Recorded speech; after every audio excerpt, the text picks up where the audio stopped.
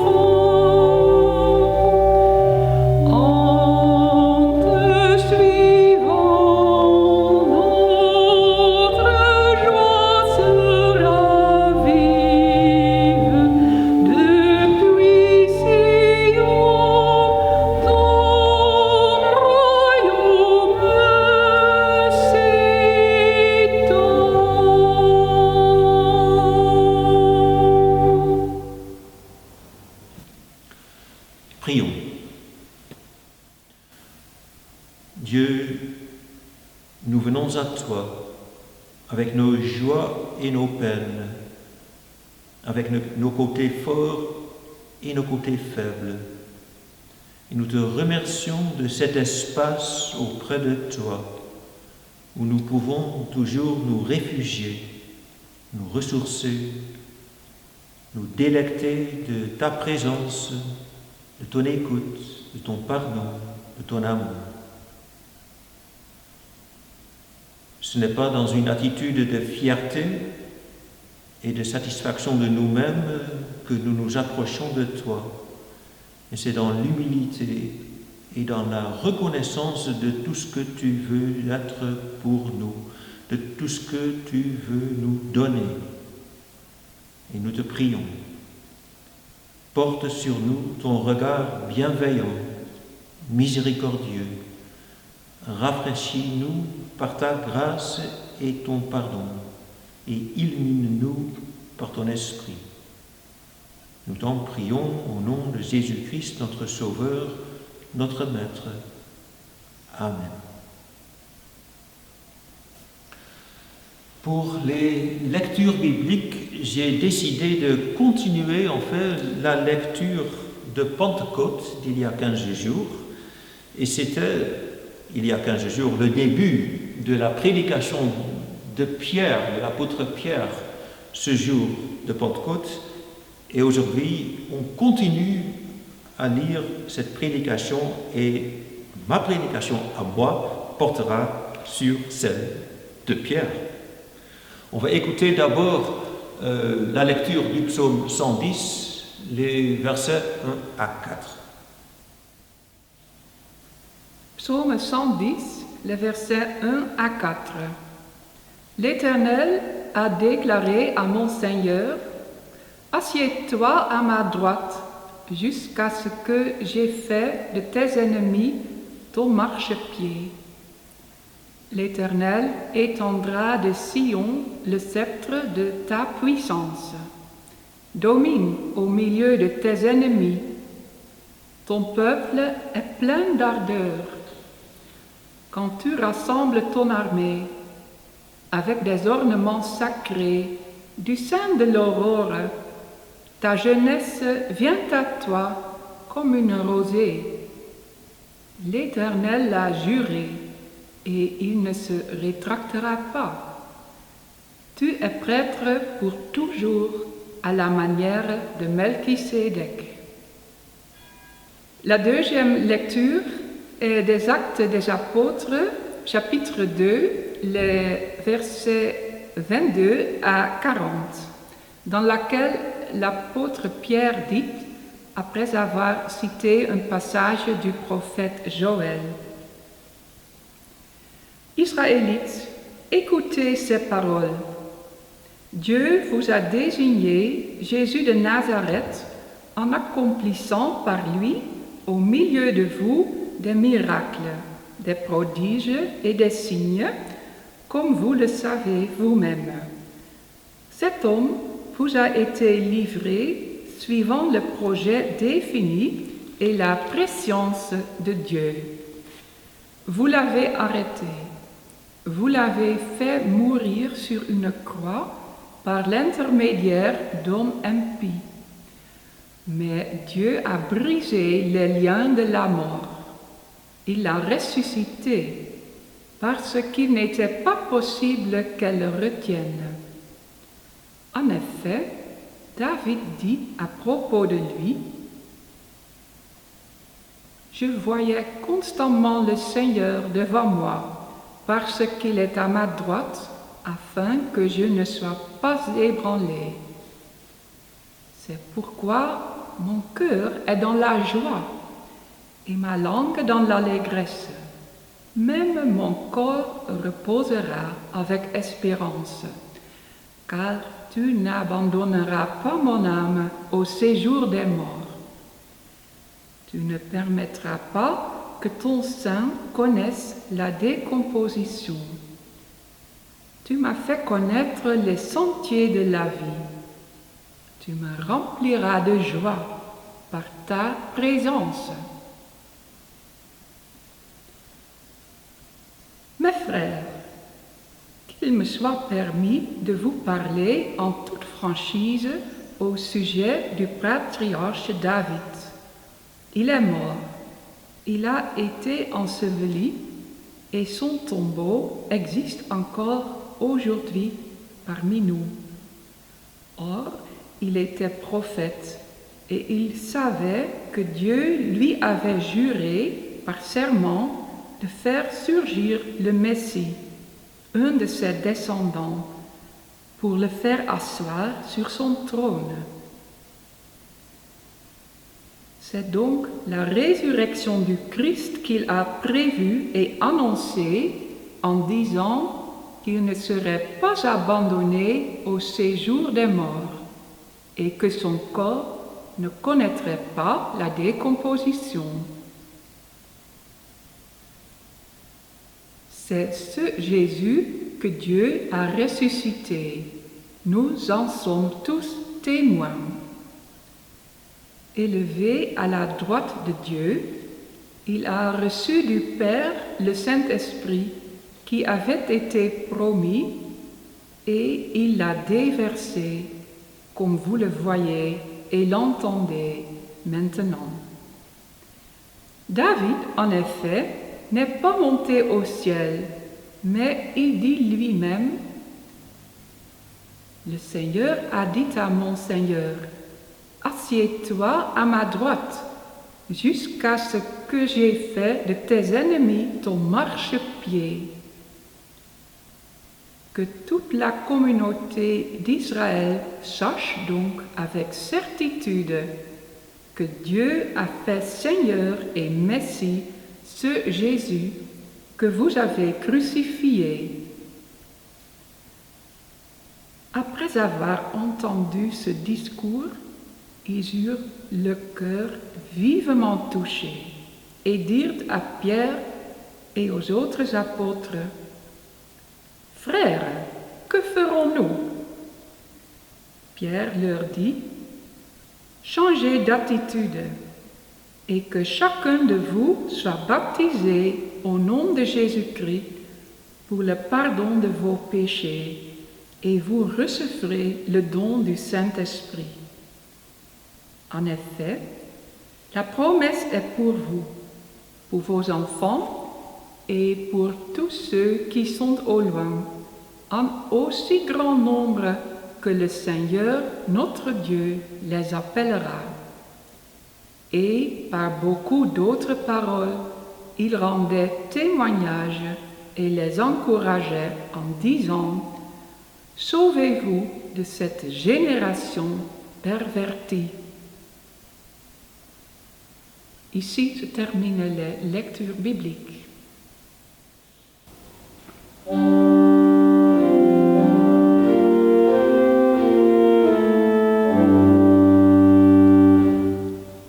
Go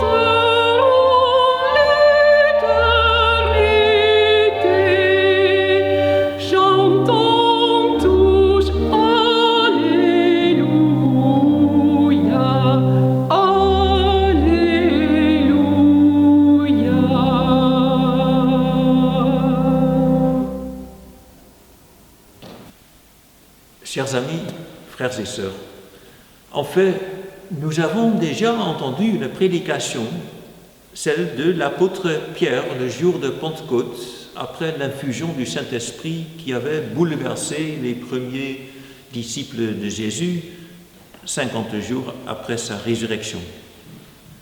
C'est une prédication forte portant sur la vraie identité de Jésus qu'il qualifie de Seigneur et de Messie, ou bien de Christ, du Sauveur oint. Pour conclure, Pierre s'adresse à ses auditeurs plus personnellement, mais après leur question, que ferons-nous? Soit que ses auditeurs avaient consenti à ce que Jésus de Nazareth soit crucifié, soit qu'ils étaient venus de loin pour fêter la Pentecôte sans savoir ce qui s'était passé à Jérusalem les mois passés. C'est après leur question « Que ferons-nous ?» que Pierre leur dit « Convertissez-vous » ou bien, dans notre traduction un peu fade et défectueuse, « Changez d'attitude ». Puis, il les incite à se faire baptiser au nom de Jésus-Christ pour recevoir le pardon de leurs péchés et le don du Saint-Esprit. La fin de son appel est particulièrement forte. « Sauvez-vous de cette génération pervertie ». On pourrait traduire aussi « Soyez sauvés de cette génération pervertie ». Probablement, il faut comprendre cette dernière qualification dans le sens du rejet et de l'assassinat de Jésus commis par cette génération pervertie pour cette raison-là.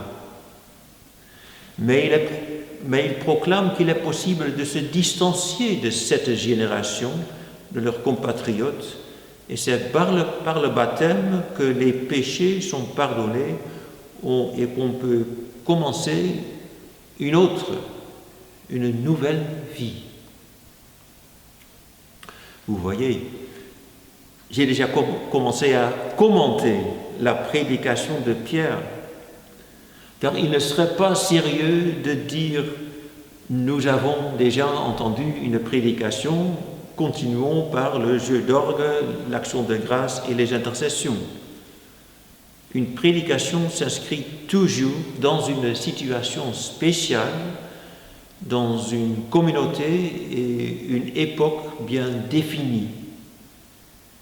Il serait possible de prononcer la même prédication dans une autre église ou l'écouter sur YouTube bien plus tard, mais si le prédicateur fait bien son travail, il devrait souvent l'adapter, ne serait-ce qu'un peu, car les circonstances ne sont pratiquement jamais exactement pareilles. Cela vaut encore davantage pour les prédications d'une toute autre époque, et cela est vrai pour les prédications des apôtres aussi, dont quelques-unes ont été incluses dans le livre des Actes des apôtres. C'est pourquoi il n'est pas si étonnant de prêcher sur une prédication, car les temps et les circonstances ont changé. Qu'est-ce que Pierre voulait dire et qu'est-ce qu'il a à nous dire? La dernière question est la plus importante et la plus difficile, car vous aussi, vous vous trouvez dans des circonstances différentes, vous avez des avis divergents et des expériences différentes. Pour Pierre, il importait de fonder sa prédication non seulement sur ce qu'il avait vécu avec Jésus les années passées, y compris sa résurrection, mais aussi sur les Écritures. Et ces 50 jours entre Pâques et Pentecôte, lui et les autres disciples ont pu étudier les Écritures pour y trouver des passages où ils reconnaissaient ce qu'ils avaient vécu. Dans ces passages, ils trouvaient des annonces ou des prophéties visant Jésus. Il y a 5 semaines, J'ai prêché sur le psaume 16, lu comme une prophétie de la résurrection de Jésus et cité par Pierre, disant, on l'a entendu dans la lecture, dans la deuxième lecture, « Tu, Dieu, ne permettras pas que ton Saint, Jésus, connaisse la décomposition. » Il y a 15 jours, à la fête de Pentecôte, j'ai prêté attention au prophète Joël, cité par Pierre au début de sa prédication à lui. Et maintenant, je voudrais souligner l'importance du psaume 110, cité aussi dans cette prédication. Ce psaume commence par les paroles énigmatiques « Le Seigneur a dit à mon Seigneur, assieds-toi à ma droite jusqu'à ce que j'ai fait de tes ennemis ton marchepied. » Notre traduction de l'Ancien Testament rend un peu plus clair ce qui sont ces deux seigneurs, car nous y lisons « L'Éternel a déclaré à mon Seigneur, assieds-toi à ma droite. » Cela montre que le premier Seigneur est Dieu, appelé par son nom hébreu que les Juifs ne prononcent pas et qui est traduit par le Seigneur ou le nom ou l'Éternel. Dieu s'adresse à un Seigneur, à savoir un roi, qu'il invite à s'asseoir à côté de lui, à sa droite, à la place privilégiée. Et Dieu lui donne la domination sur ses ennemis. Ses armées seront victorieuses et ce Seigneur ne sera non seulement roi, mais aussi prêtre. C'est-à-dire qu'il aura non seulement le pouvoir politique séculier, mais aussi le pouvoir religieux de médiateur entre Dieu et le peuple. Il sera prêtre à la manière de Melchisédek. Vous savez, Melchisédek était un prêtre reconnu par Abraham dans le livre de la Genèse. Pour le psaume 110, cela, à la manière de Melchisédek, ça signifie que ce roi sera un prêtre en dehors de la tribu de Lévi, d'où sortaient normalement les prêtres d'Israël. Et dans ce psaume, les chrétiens, y compris Pierre, ont reconnu une prophétie de Jésus qui serait élevé jusqu'à la droite de Dieu.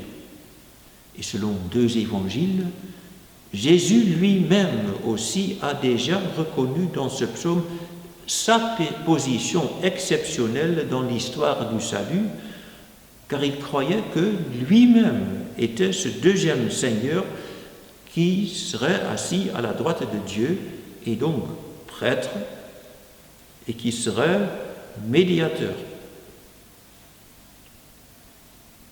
Lisez l'épître aux Hébreux dans le Nouveau Testament où cette notion de la prêtrise de Jésus est élaborée. Dans sa prédication, Pierre cite le psaume 110 par rapport à la résurrection et l'ascension de Jésus comme une confirmation des Écritures de la haute position de Jésus de Nazareth qui avait été rejeté et crucifié par les autorités. Il s'était terriblement trompé, car dès lors, Jésus, le Christ, était élevé à la droite de Dieu. Cependant, si ses adversaires voulaient se repentir et se convertir et se faire baptiser, ils recevraient le pardon de leurs péchés et leur esprit serait renouvelé par l'Esprit Saint. Cette prédication de Pierre a touché ses auditeurs, car ils demandaient ce qu'ils devaient faire. 3000 d'entre eux étaient prêts à se faire baptiser et à commencer une autre vie. C'était le début d'une communauté chrétienne, judéo-chrétienne, à Jérusalem. Pour nous, elle est l'Église mère.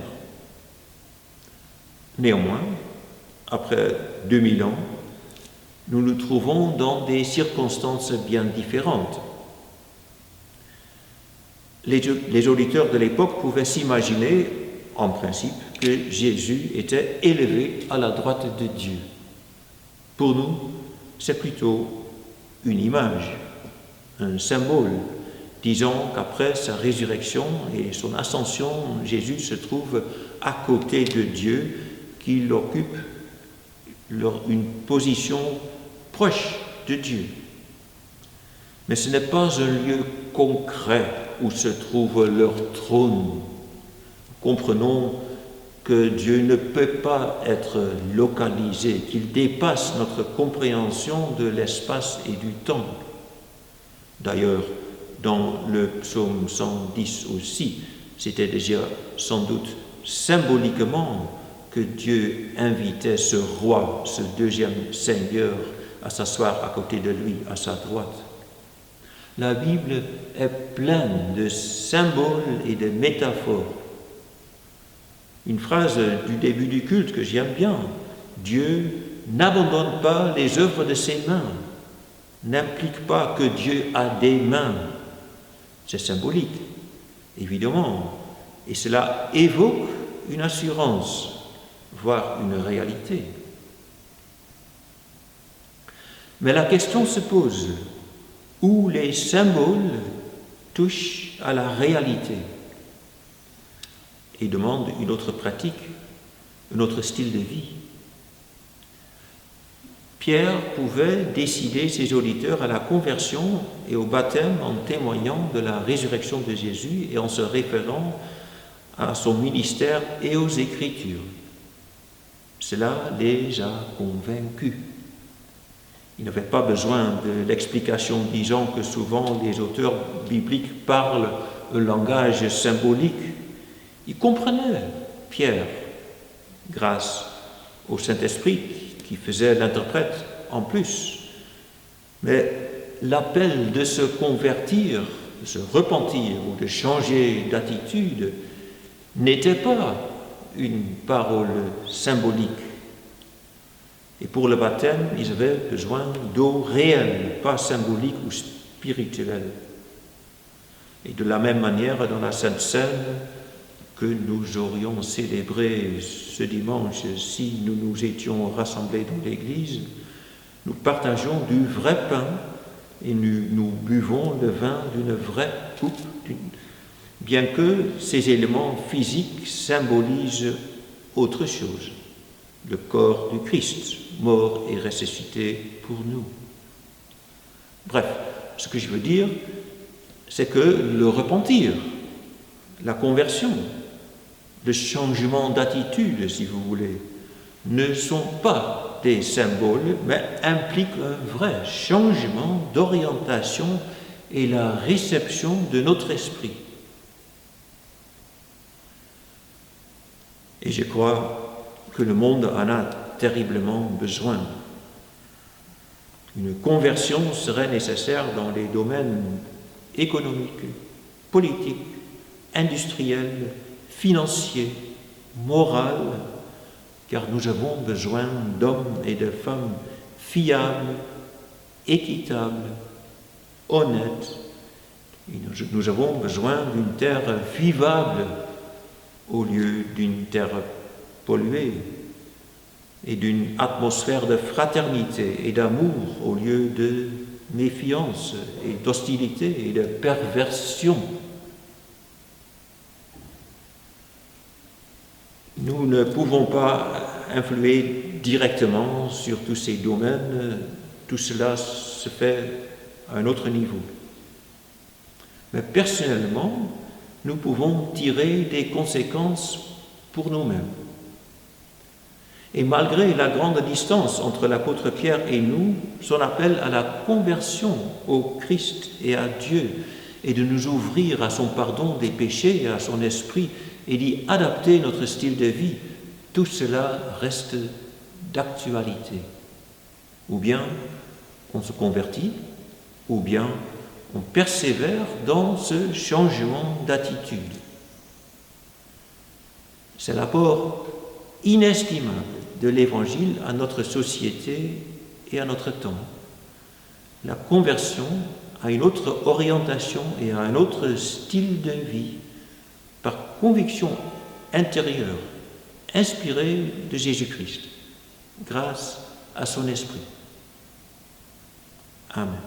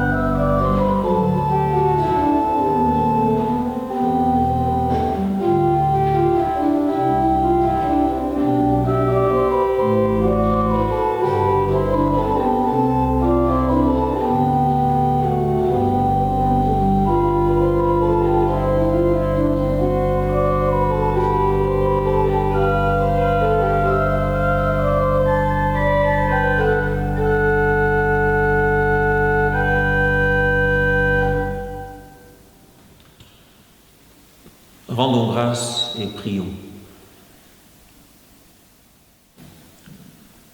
Dieu, nous te remercions de tes témoins qui nous ont parlé de toi, de Jésus-Christ, de ton esprit. Nous te remercions de tous ceux qui se sont inspirés de toi et qui nous ont montré comment vivre avec toi, comment suivre ton Fils, comment vivre le fruit de ton esprit, l'amour, la paix, la joie. Nous te prions, veuille nous rendre à notre tour des témoins de ta présence, des témoins de tes intentions avec l'humanité, avec la terre. Nous te prions pour ceux qui s'investissent dans un monde plus juste, plus équitable, où nous pouvons vivre en liberté. Nous te prions pour ceux qui ont été incarcérés parce que les autorités ne supportent pas leurs activités. Ils peuvent être torturés, menacés de mort, assassinés. Viens à leur aide, Dieu, envoie tes anges pour soulager les prisonniers de conscience. Et parle à la conscience des dictateurs et des tyrans de ce monde. Nous te prions pour notre gouvernement, pour ceux qui s'investissent dans la formation d'une nouvelle coalition et d'un nouveau cabinet, que les responsables aient le courage d'entamer les grands problèmes de notre temps, que nous laissions une terre habitable aux générations à venir. Nous implorons ta bonté pour les malades de notre communauté et parmi tous ceux qui nous entourent, pour ceux qui se sentent faibles, pour les très âgés. Donne la sagesse aux médecins et à tous ceux qui soignent les malades et veuille nous rendre attentifs les uns aux autres. Aie pitié de nous, aie pitié de tous ceux de qui nous nous sentons responsables, qui ont été confiés à nos soins. Donne-nous l'amour et la patience nécessaire. Écoute-nous dans le silence aussi.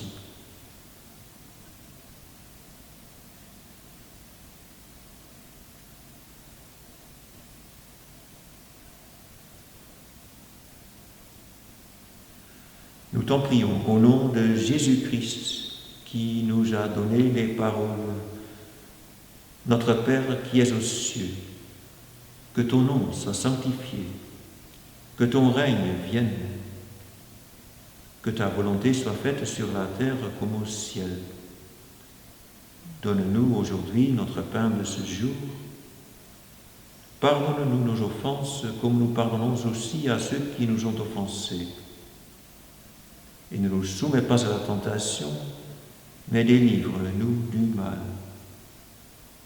Car c'est à toi qu'appartiennent le règne, la puissance et la gloire au siècle des siècles. Amen.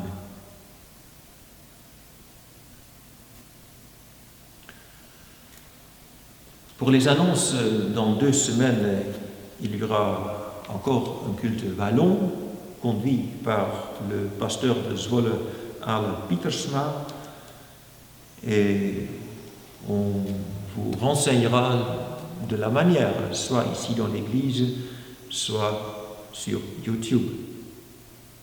Et puis il y a la collecte pour l'église wallonne de Zwolle, et la deuxième destination c'est le Regenboog à Amsterdam, le soutien des toxicomanes. Et vous connaissez les moyens de virer vos dons sur la banque.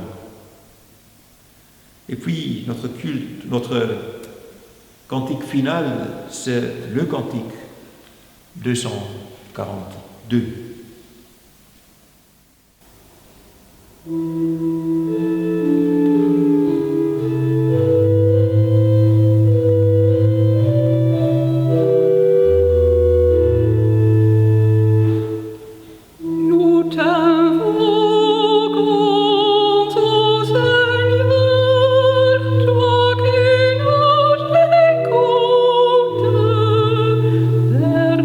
Pardonne, Père,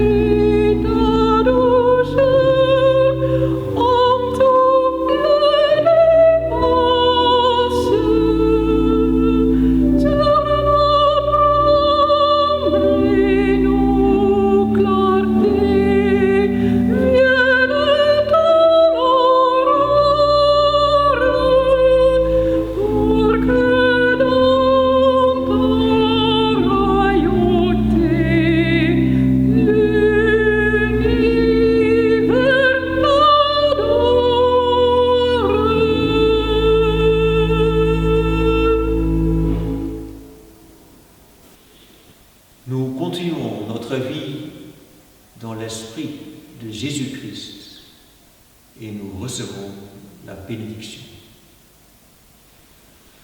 Que l'Éternel vous bénisse et qu'il vous garde.